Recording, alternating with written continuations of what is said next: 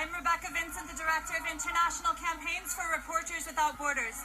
We have systematically monitored these entire extradition proceedings in February at the Woolwich Crown Court, in September at this court, and then today. We're the only NGO that has done so in the face of severe restrictions imposed by this court. We welcome today's decision. We are relieved that Mr. Assange will not be extradited to the United States.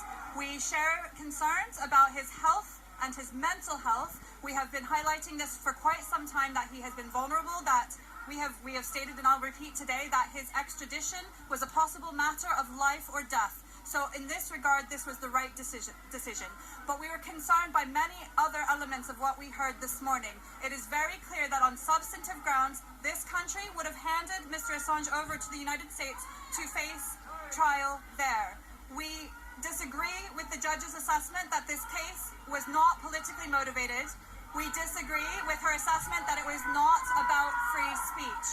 We remain convinced that Mr. Assange has been targeted for his contributions to journalism. As we all know, the publication of the leaked information informed extensive public interest reporting. The public had a right to these stories, and the public still has a right to these type of stories.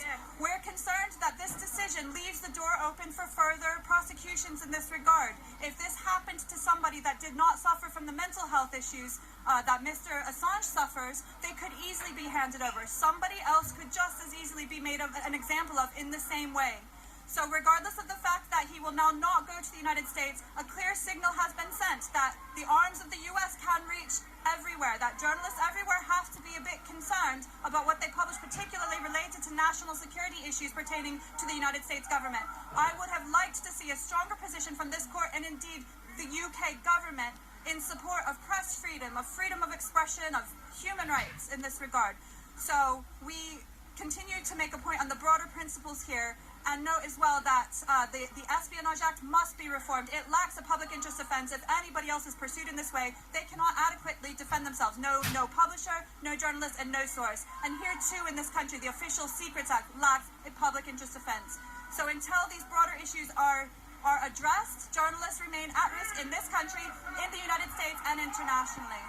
So again, while we welcome today's decision, we retain those concerns, and we will continue to advocate for reforms to these problematic laws in both countries. We also call urgently for Mr. Assange to be released without further delay. We urge the judge to grant bail without any further delay in this, as he faces serious health risks in Belmarsh Prison now, with COVID infections sharply on the rise in his prison block. If anything happens to him while he should now be released, it is fully the UK's legal and moral responsibility. So we call again for his immediate release. Thank you. Thank you.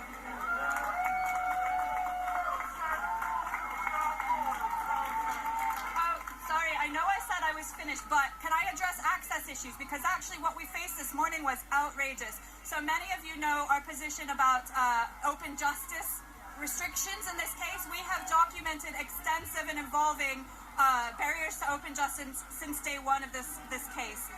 This is why we've been the only NGO to systematically monitor, because we've been left to fight our way in at every step. And this was only possible thanks to the support of this community of grassroots activists. The public stepped in where this court failed to recognize the role of professional NGO observers in ensuring scrutiny of these proceedings and ensuring open justice. But this morning, at the last hurdle, we were out here before 5 a.m. this morning and faced extensive police pressure. For the first time in my 15-year career, I repeatedly faced the threat of arrest this morning in attempting to get into a court to do my job, to monitor a case of concern. This is unacceptable in the United Kingdom in 2021. So there are also broader issues here of open justice that must be addressed. Proceedings in any case of public interest must be open to scrutiny by the media, by NGOs such as myself, professional observers that do this in countries around the world, and by members of the public. The restrictions we saw in this trial were unacceptable. So we will continue to advocate for reforms to open justice too in the United Kingdom. Thank you.